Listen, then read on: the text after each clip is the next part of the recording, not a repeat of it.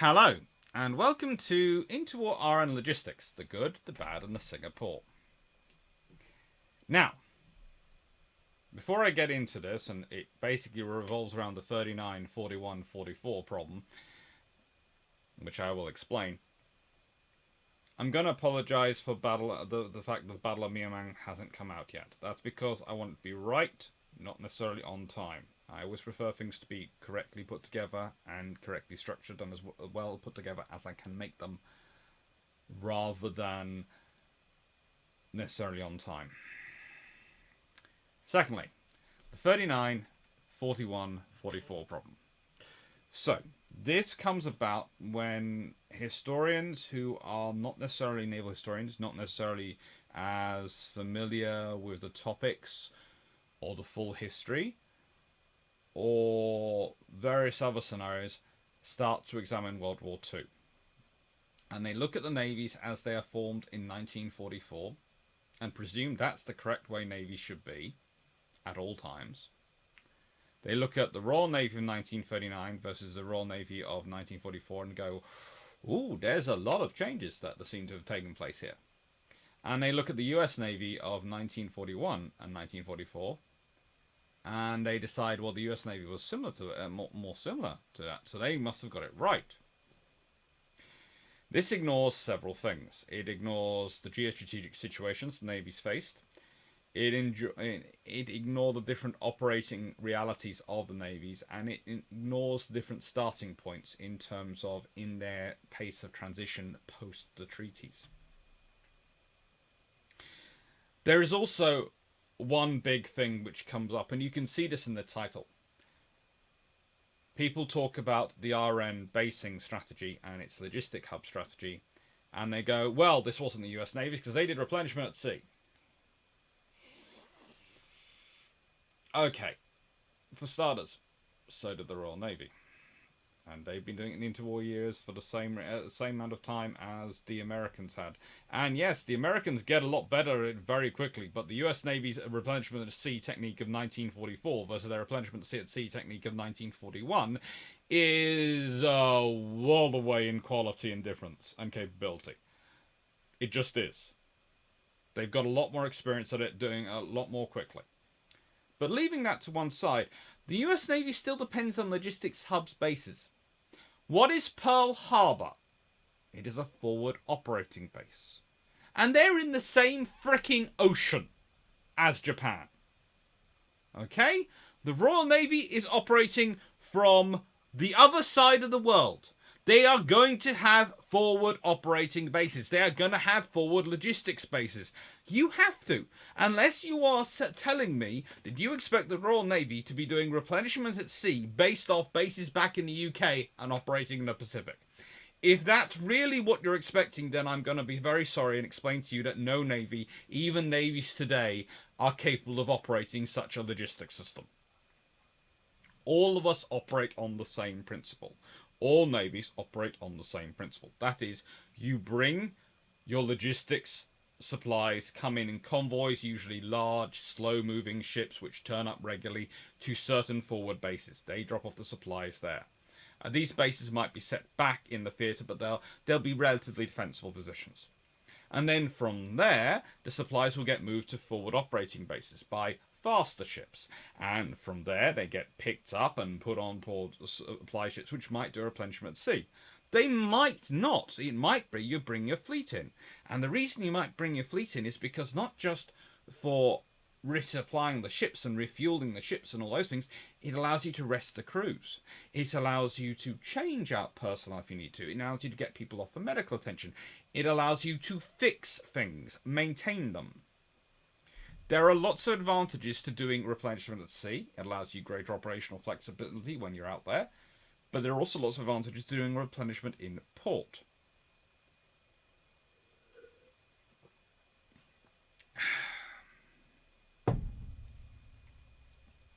And this is the point.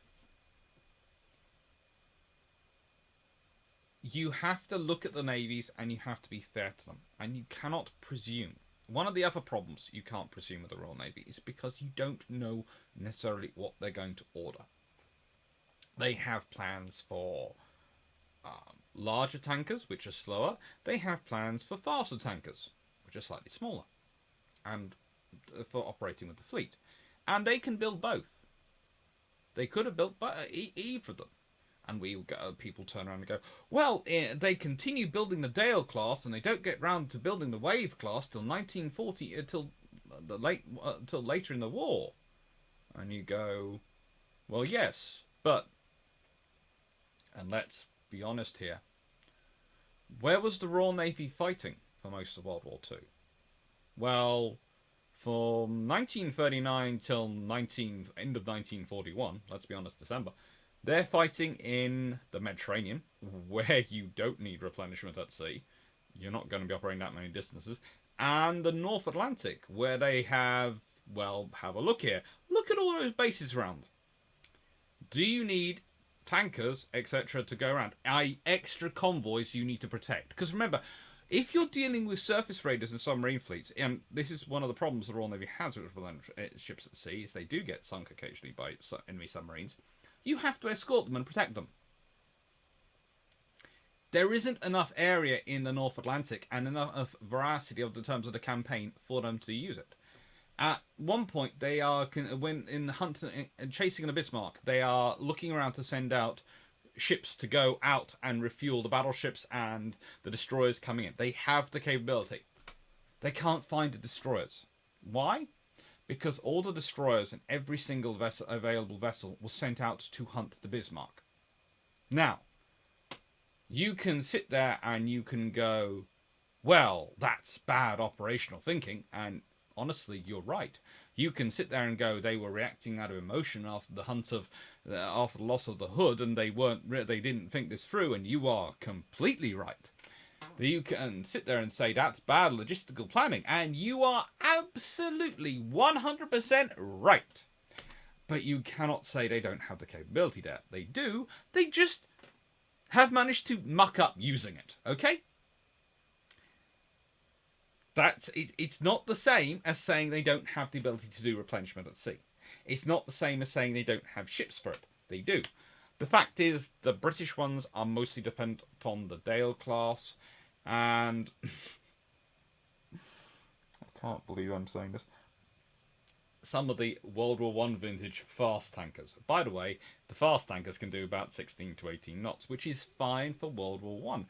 And that's the other problem for the RN. Logistics is not new to the RN. Logistics is not new in that they've had coal ports for years. They've been doing supplies at sea during Napoleonic Wars. They had victual ships, etc., turning up and resupplying the ships on blockade. At sea, logistics is not new. But there is a big developments which go on between 1941 and 1944. Because, again, as we notice in our own period, if you want to fund stuff in peacetime, getting funding for a new missile system, which is incredibly sexy, or a new gun system, which is incredibly, oh, it's a railgun, is very easy. Getting funding for designing and developing a new replenishment at sea system, which is going to, a hoist system, which is going to be able to put across far heavier goods,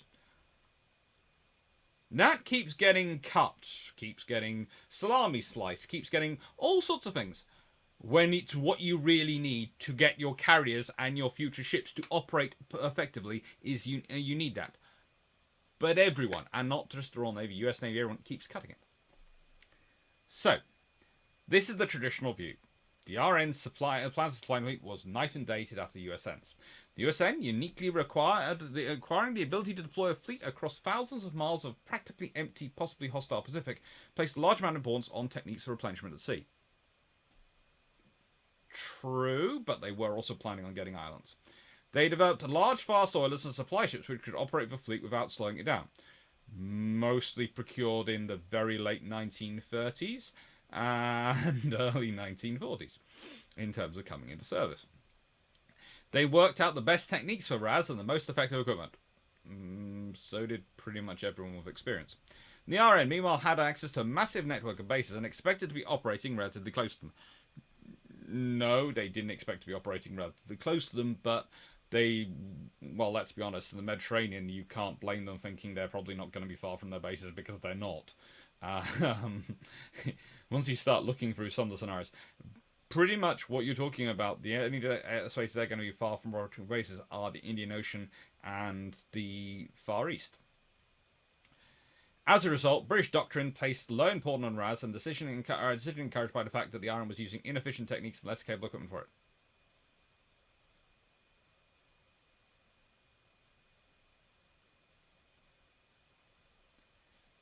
They are inefficient techniques compared to what is achieved in 1944. They are. But again, they're not inefficient compared to in 1939 compared to what was available in 1941. And the RN, I would say, in 1939 is about as pace as what the Americans and everyone else is planning. There are slight variations, and I would certainly agree that the Americans have managed to get the nozzle load going faster. But it's not massive, and honestly, the British are pushing ahead in their own ways with it. Instead, our indoctrination emphasised the use of built-up bases like Singapore, Gibraltar, and Malta, as well as various secret bases from which the fleet would source you to fight. No. If you look at the planning, Singapore is always a strategic hub, but it's not the base the fleet is going to be sorting from to fight. And it's not even going to be Hong Kong, because let's be honest, Hong Kong isn't in that great a position for fighting off Japan, etc. They expect to have to move up through the South China Sea. They expect to face opposition because they're looking at what the Japanese fleet is building, and they're expecting to face cruiser attacks, destroyer attacks, submarines. They're expecting to face these things as they're moving forward, and they're expecting they're going to have to fight and push back Japanese forces. Makes sense. Sounds fairly sensible doctrine. And then probably I would say they are planning on operating from Weihai Wei. I would say that's far more likely. Maybe more than likely they are planning on landing troops to try and take Tsingtao out as well, or Qingdao, as it's modernly known. And this makes sense. But also look at the spaces the Royal Navy has to cover. The US Navy can afford, as I've said many times, to build a force which is focusing on the Pacific and, to an extent, the Atlantic, because that is what the US Navy has to fight in. The Royal Navy has to do home waters. It has islands in the Caribbean it has to protect because they're part of the British Empire. It has the Falkland Islands. It has the entirety of Africa, pretty much, which is British territory. It has the Middle East. It has the Mediterranean, which is a vital route for it through to the Middle East and most importantly to India, which also sits in the Indian Ocean, which it has to protect. And it has Australia, New Zealand. Sheesh. It has Singapore. It has various Southeast Asian territories and islands. And then it has interests in China. You getting the point? This is not a navy which can afford to think about things in the same way as the US Navy can. But there's also an interesting difference here. The US Navy is talking about crossing the Pacific to go and fight Japan. Where is the Royal Navy talking about coming up? The Royal Navy is talking about coming up through the South China Sea. Let's be honest. Maybe the Western Pacific. But that's the sort of area it's talking about. It's thinking about a war of Japan against Japan in terms of that China station. Not the American and West Indies station, although they would often be a factor in it. And let's be honest, East Indies, Australia, New Zealand stations would also factor into any war against Japan. But this is the reality. This is what Britain's thinking about. And that makes a difference because these are the various bases you've got. And as you can see, Weihai Wei is up there. It's unfortunately the wrong side of Japan's Korean territories to get to Japan, but it's far closer to Japan than Hong Kong or Singapore is. And even then, it's not really close enough. You're going to be needing to do replenishment at sea. But again, you're not talking about the huge distances that the US Navy is carrying. So you're going to adopt a different system because the US Navy system is not going to be efficient for what the Royal Navy wants to do when it's looking at it from the 1920s and 1930s perspective. Again, they do adopt those techniques in World War II because, let's be honest, in World War II, you're operating from a fact of you haven't got Weihai, you haven't got Hong Kong, you haven't even got Singapore. You're operating from Australia. That suddenly makes a difference in terms of distance. If you're operating from Australia, you need a different logistics force than if you're operating from closer up. This, how do I put this? It isn't wrong strategy. It isn't good right strategy. It isn't good strategy. It isn't bad strategy. It's the strategy which best fits the British strategic situation, and it's the same with the American strategy. There is often not a right and wrong. Okay, you cannot view naval history and especially logistics as 0 or 1, because if you view it as 0 and 1, i.e., binary, then you will lock into a one-size-fits-all system, and it will come a cropper in scenarios where it doesn't fit.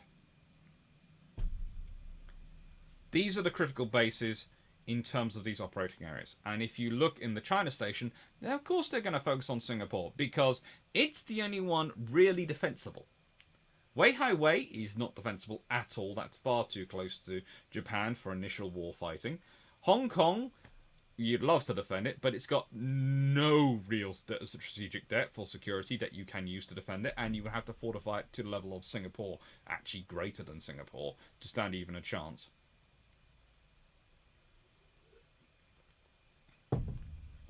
So, you technically have Singapore, you technically have Rangoon, which is on there, and Trimcommely, and Colombo, and Darwin, and Townsville, and Sydney. Those are, and Bombay actually, those are your bases which you can really draw from to support operations in the China Station area in war. They're not exactly on your doorstep, are they? So they're going to require not just supplies moved around between them, which is going to require probably your World War One era tankers. They're probably going to be used for that. And probably some more work in terms of getting this fuel to the fleet if it needs it if it's operating depending on where it's operating. The RN also has secret bases. Now, of course, this is viewed as showing that it's even more tied to logistical facilities. But actually, having secret bases makes a lot of sense because the trouble with all these bases is you know them, I know them, everyone knows them, the entire world knows them. So if you have submarines or bomber aircraft, you can target them. Or actually launch amphibious assaults and large-scale land operations to attack them.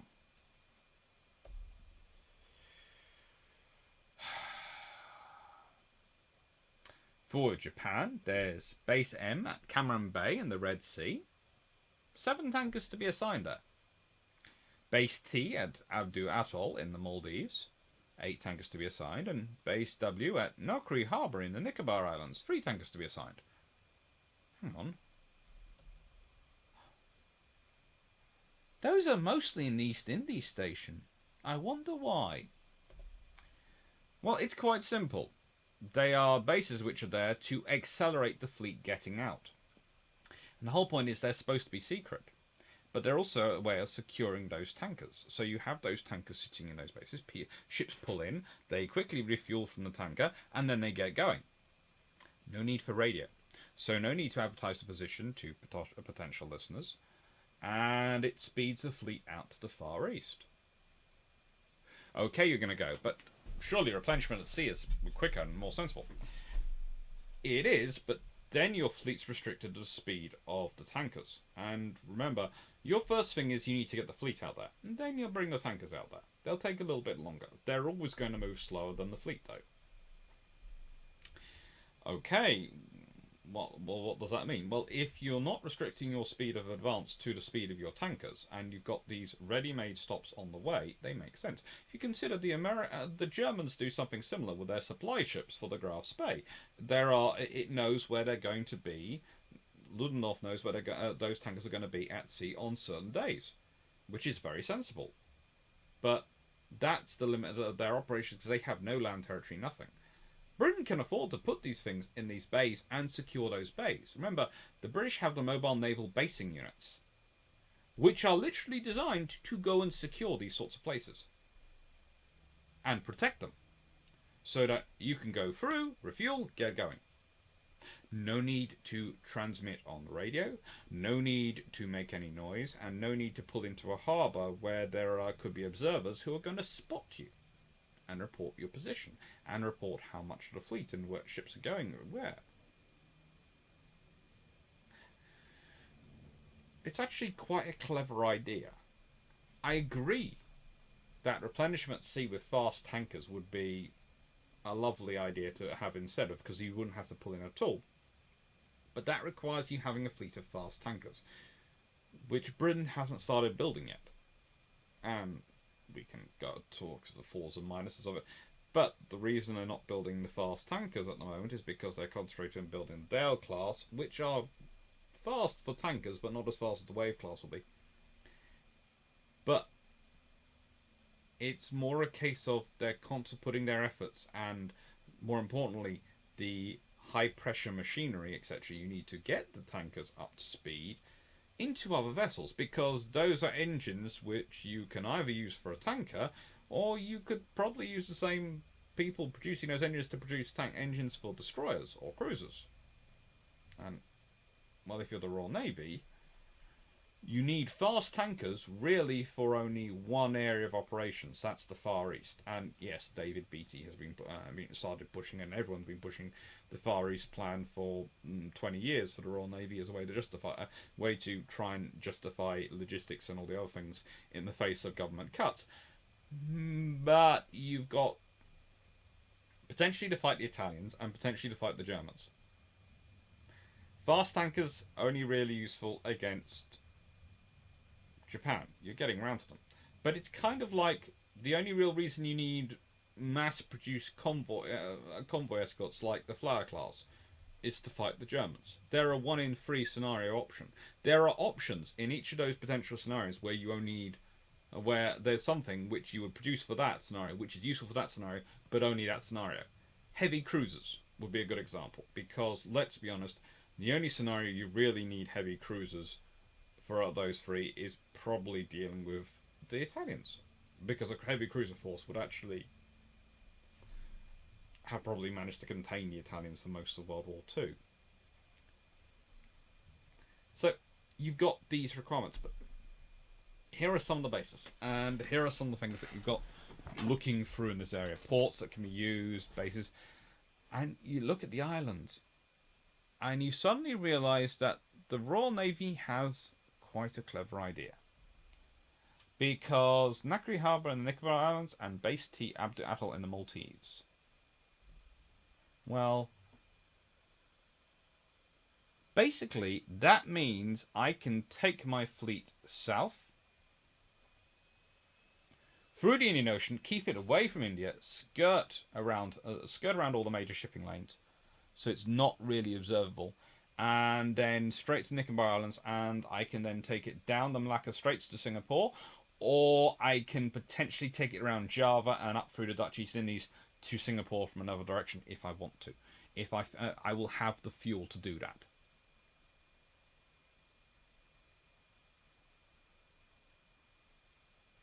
It's about giving you strategic options. And yes,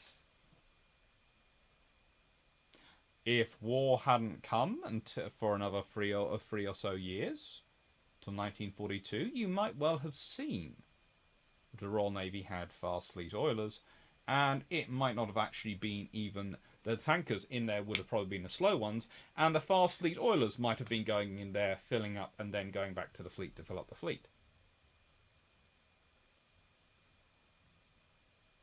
But you don't do a strategic plan for what you might have.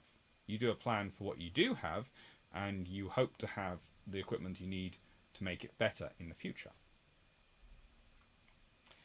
So this is the Singapore Naval Base, which is often described as the linchpin of the British Far East strategy. And this is why. It's a huge facility which allows you to store a lot of logistics, a lot of material, a lot of the things you need to keep a modern fleet operating, and have stores and have machine shops and all those things to maintain and bring things back into life when they've stopped working. It's a huge facility, and it makes sense. Again, we go back to this one. Singapore, it makes sense. It's within range to bring supplies up from Australia. You can bring supplies directly from India, and it's on a major shipping route from Europe through the Mediterranean, through the Mediterranean and Suez Canal, or up the coast of Africa. If you can't go through the Mediterranean for some reason, it's a sensible position for a logistics hub, and that is what Singapore is. Trouble is, it actually has to be defended properly, and honestly, the first thing which should have happened in 1937, when they realised that the Japanese were not coming back to naval treaties, is they should have started fortifying and upgrading Singapore's defences. They should have done. Because if it's your logistics hub, it's a sensible strategy. They should also have then sorted out Malaya's defences, but we'll leave that to one side.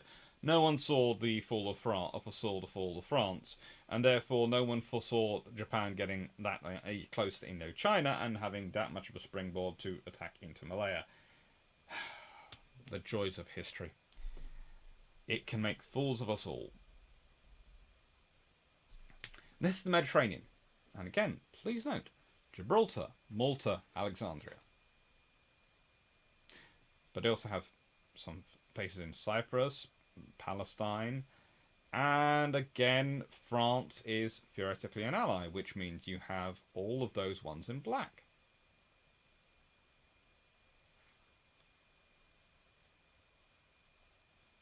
Strategic planning.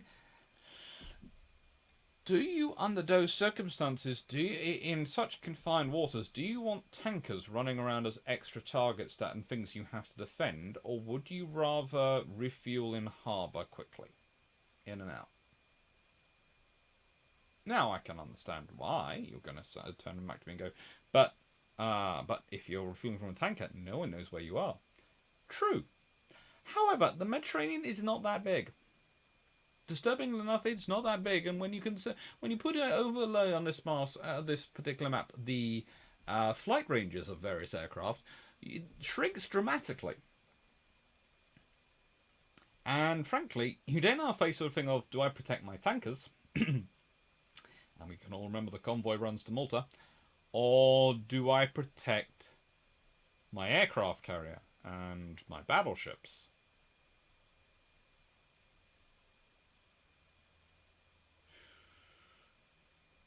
The sheer amount of force needed to run through those various convoys to Malta tells you the reality of trying to do replenishment at sea in the Mediterranean.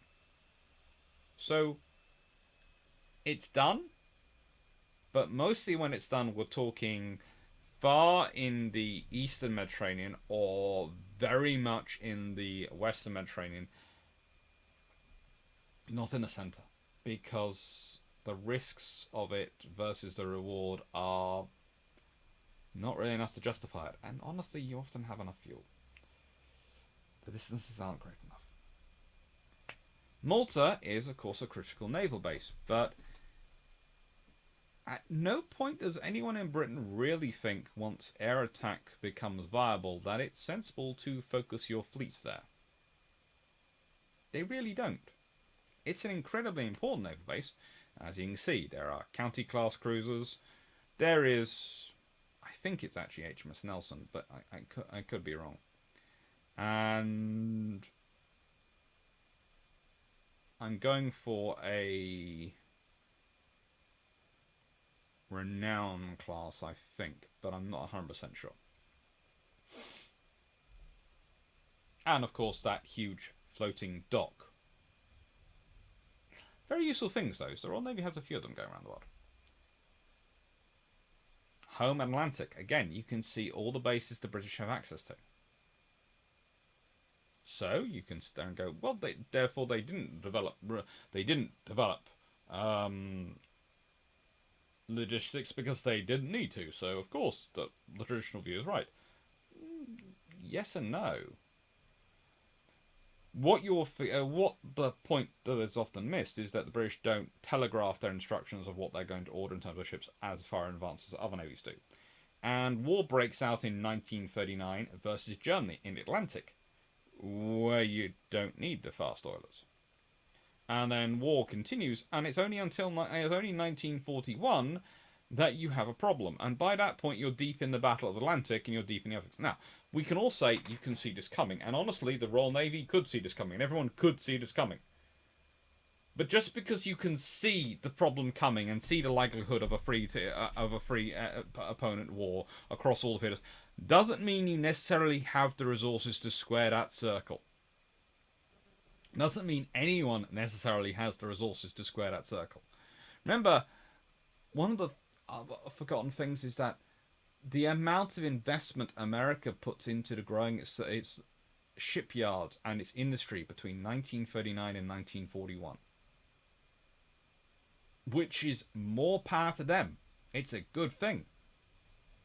But it also means when you start doing an analysis and you start going, well, they're building this and Britain's not, you are missing part of it. But also, conversely, there's the fact that the British are doing a lot of construction in Canada and other nations to try and build up and their own equivalent of it whilst fighting a war. So they're trying to do what America's doing while fighting a war. So it's under more limitations. And you again come back to, well, recently, of course, Drakenhol's done a great video, a great whole thing on the British reaction to Plan Z and what it would have been if war had been held off to 1948. Well, if war's held off to 1948, one of the things I expect the Royal Navy to have done is build some fast oilers. I think they probably would have started making those orders, considering when they've started making the Dale class and putting them in service. I reckon the fast oilers will probably start to come about 1941-ish time. That's my estimate of it. Maybe 1940, probably 1941-ish time. And that makes sense from a British strategic perspective. Because again, they don't expect war till 1942. That's what they've been told, 10-year rule. And they reckon they can in peacetime churn out those tankers pretty quickly. And by that point, they should have enough industry. That churning out those tankers shouldn't affect the supply of destroyers or cruisers. There is one point though. Why are they not defending the bases more? Well, it comes down to Article 19 of the Washington Naval Treaty. Yay! The United States, the British Empire, and Japan agreed that the status quo at the time of signing the present treaty with regard to fortification naval bases shall be maintained in their respective territories and possessions specified hereunder. The insular possessions which the United States now holds or may hereafter acquire in the Pacific Ocean, except those adjacent to the coast of the United States, Alaska, and Panama Canal Zone, not including the Aleutian Islands and the Hawaiian Islands. 2. Hong Kong and insular possessions which the British Empire now holds or may hereafter acquire in the Pacific Ocean, east of the meridian of 110 degrees east longitude, except those adjacent to the coast of Canada, the Commonwealth of Australia and its territories, and New Zealand. The following insular territories are possessions of Japan in the Indian Ocean, in the Pacific Ocean, to wit, the Kuriil Islands, the Bonin Islands, Ashima, and Lokoshua Islands, Formosa, and the Pescadores, and any insular territories or possessions of the Pacific which Japan may hereafter acquire. The main status quo under the foregoing provisions implies that no new fortifications or naval bases shall be established in the territories and possessions specified. That no measures shall be taken to increase the existing naval facilities for the repair and maintenance of naval forces, and that no increase shall be made in the coast defences of the territories and possessions above specified. This restriction, however, does not preclude such repair and replacement of worn-out weapons and equipment as is customary in naval and military establishments in times of peace. By the way, all three of them are going to stretch that latter one to the absolute extreme. We talk about the ship design things being stretched. Every single power stretches this. I.e., it's not fortification if it's mobile anti-aircraft guns on the backs of lorries.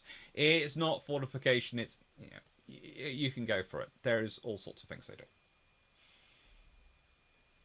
And this is the Royal Navy's oil plans in 1923.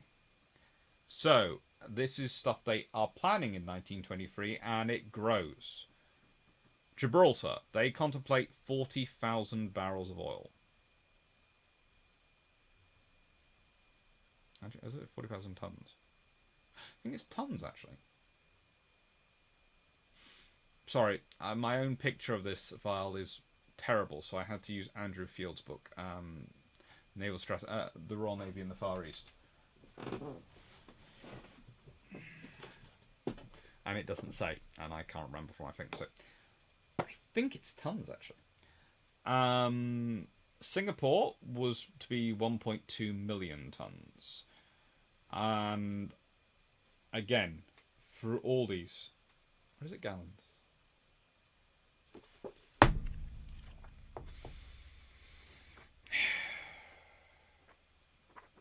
No, again, doesn't say. That's helpful. Let's go with gallons, because that's probably right, actually. So we're going to 40,000 gallons, 102,000 gallons, 60 in Malta. Again, Malta is not getting that much of an increase. Completed, in hand, total contemplated, but not yet authorised. There is far more planned for Australia, New Zealand, and Singapore, and of course Rangoon. So this is another thing. The Royal Navy is planning on having a lot of oil based further forward. Okay. This is the British basing strategy. They must be operating from bases. That's why they have all the oil there. No. Where do you want to be bringing? And again, we go back to Pacific War. Are the US Navy's fast oilers bringing the oil all the way from San Francisco? No, they're not. Are they bringing it all the way from Pearl Harbor? They are for certain operations, but not by any means all of them. As they get closer, they bring them from closer. In fact, quite a lot of them end up operating based off Australia because of the oil Britain stored in Australia for war in the Far East.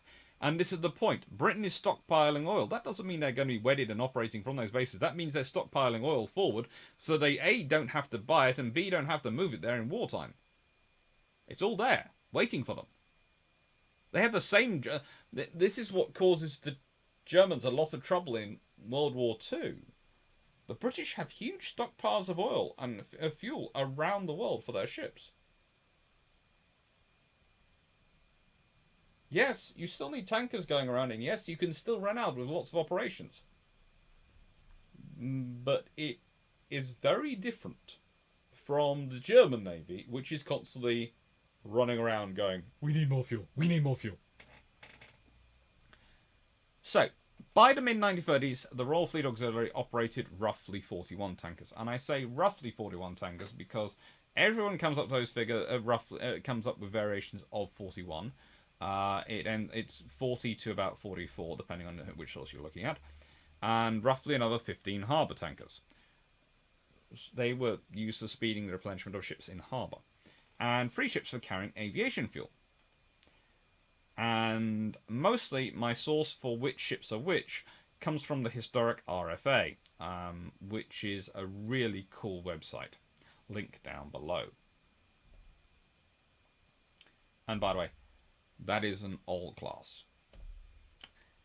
So, what are the ships we're looking at? Well, if you notice, the Royal Navy starts building their class in 1937, and they have more of them ordered in 1938. But a lot of the other ones, including the old class, pictured previously, were 1918, 1917, 1916, all those things. And some of these ships have details next to them, some of them don't.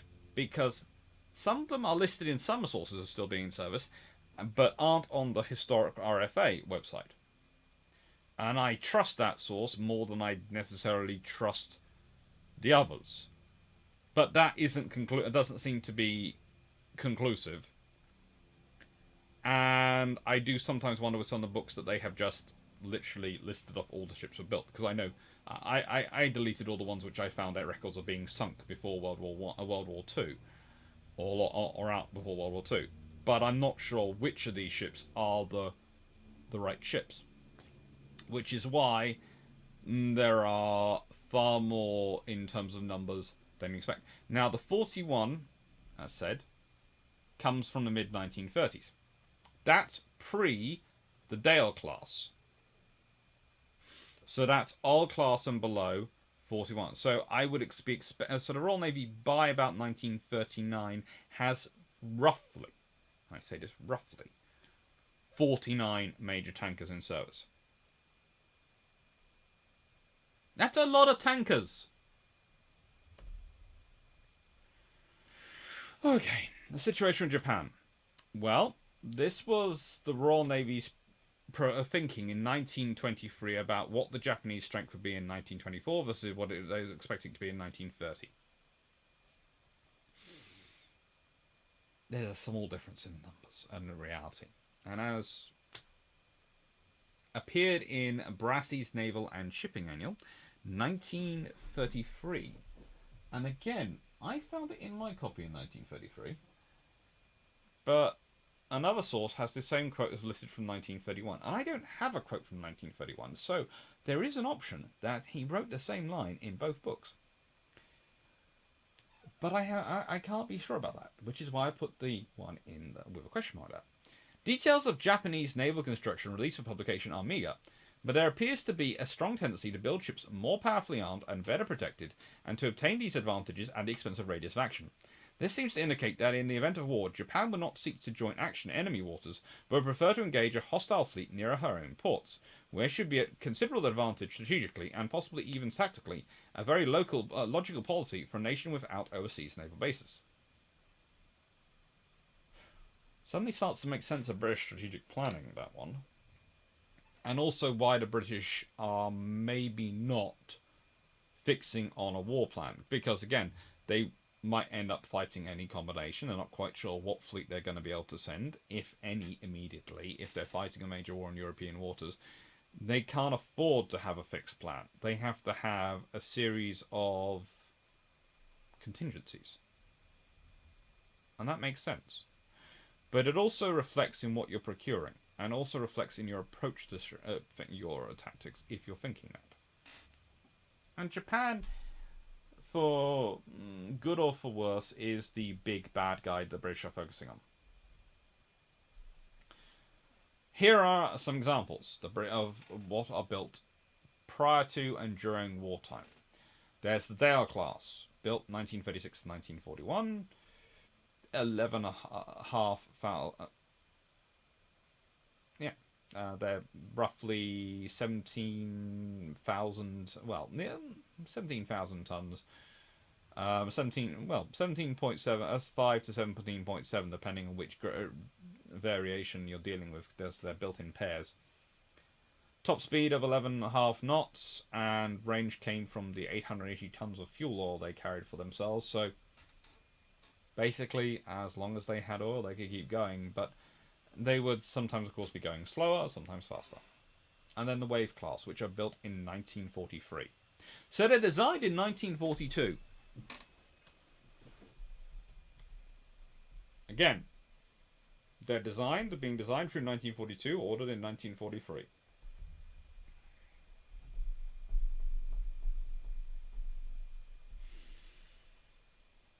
I know there are some historians out there who believe that a ship is designed magically in thin air and then ordered, and even in wartime, and so that's the year when the British get. But no, it takes longer, and they start work on these in 1942. They're built till 1946. They're commissioned from 1944 onwards. They displace roughly less than 17,000 tons. So, as you can guess, they are slightly smaller. And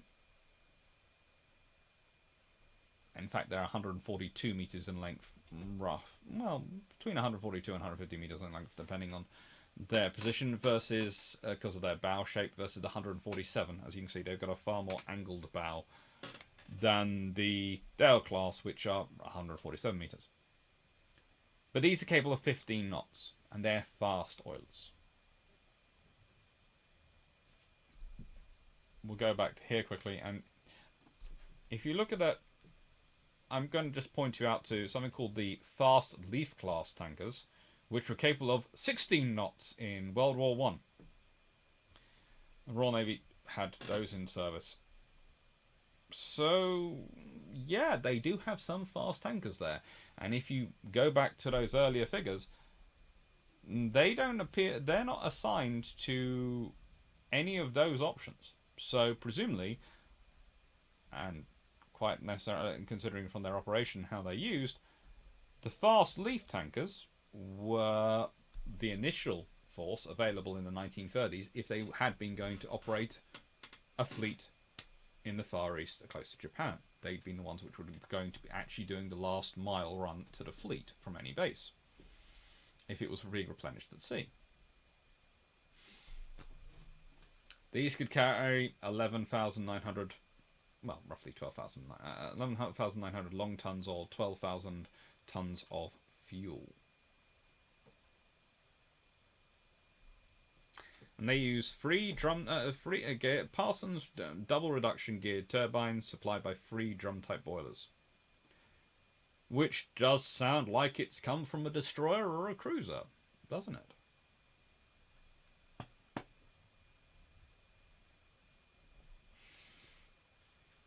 Okay, let's look at the specifics in logistics of the 39, 41, 44 problem. The RN doesn't like to write down its plans for war. Definitely not detailed ones. And you can certainly add some credence to that, considering the fate of Singapore due to the Army's plans being discovered. Give this policy some credibility. The RN is stockpiling huge quantities of fuel in bases. Yes, it does have slower oilers, mostly left over from World War I. Yes, it was slow in upgrading these. It was. All true. But that doesn't mean it didn't want to, or it wasn't planning to. It was trying to make the most of its budget, and crucially, it hoped it had time. Just the air group of the 1942 fleet era, which we have been over what it probably would have contained, would have been dramatically different to the 1939 one if war hadn't broken out. So would the RFA's situation. Expect Dale class and probably versions of both Sprite and Wave classes to have entered service.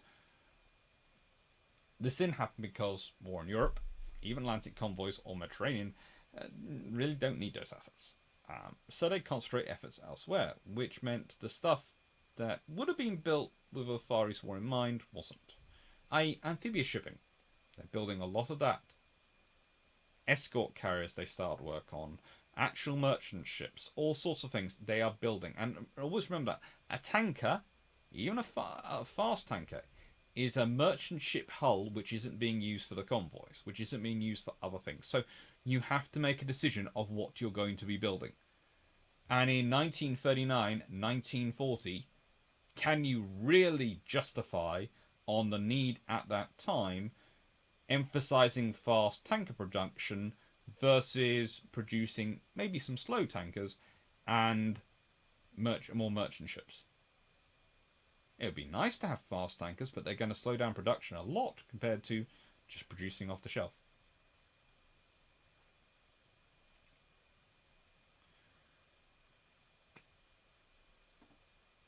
And again, my definition of the wave class and the reason why I think they're sort of like 1943 and why I come up with the figure I do is because you have war breakout in 1939 and capital ships are paused. Carriers are paused. Lots of big construction, including the fast oilers and all those things, are paused. You can see this in the DNC. Lots of projects get paused. So when I say I reckon they'd have been 1941-42, well, that sort of fits with the fact that they are 43. They're ordered. So it's a pause of roughly 2 years on their construction. And we'll just last one. Does the RFA learn from the USN? So the whole way through, I've been pointing out the Royal Navy's experience and their planning. Now, the first thing and last thing that's always used to drum home this point is the RFA learned from the USN. And of course they do. By 1944, the world had moved on. Not even the USN of 1944 was the same or doing the same as it being in 1941, let alone the RN had been doing in 1939 or had been doing in 1923. So, yeah, the RN learns from the USN experience, just as HMS Victoria and USS Robin had allowed the USN to learn from the RN's experience. This is what you do in a war. You learn from each other's experience, because otherwise you pay for that in blood. Plus, also, and I cannot emphasize this more before going into the British Pacific Fleet. British Pacific plan had been to fight up through the South China Sea. They hadn't presumed on Singapore falling because they hadn't presumed on Indochina falling. And they're especially not without a fight.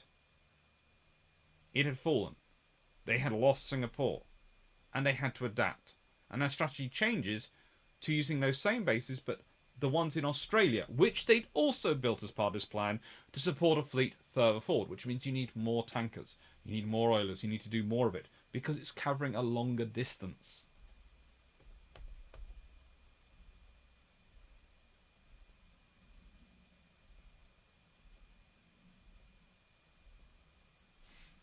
And this is the British Pacific Fleet. This is what's produced and what's capable of operating forward.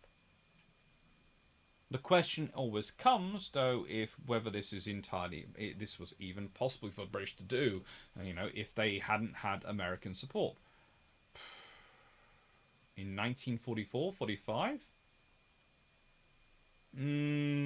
Probably. The amount of American support is useful. It is very useful, especially in aviation fuel. Ship fuel, they're mostly getting that from the stores they themselves had already built up in Australia, etc. But it is useful. And Canadian assistance and etc. in building ships so that the British could build tankers. Very, very useful. But does that mean if World War II hadn't happened until 1944, the British would have been in the same situation? Probably not. Hopefully Singapore wouldn't have fallen. If a war started in the Far East in 1939 instead of in Europe, let's say it starts with the Tsingtans in 1939, you would probably see a fleet rush to the Far East. You more than likely see an alliance with America. You more than likely see a fleet operating out of Singapore and off the bases and the supplies there.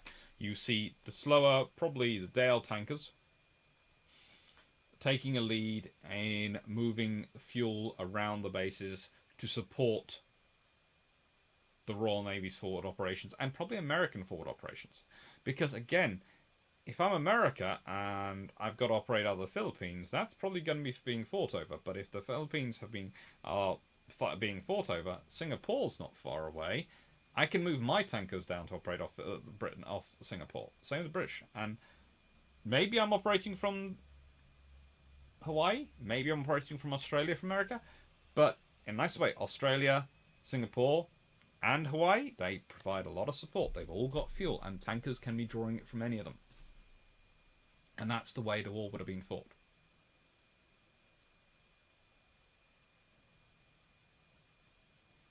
Strategic situations change. The power of a navy should not be judged in its ability to predict the future, but its ability to adapt to it. That is the sign of a good navy.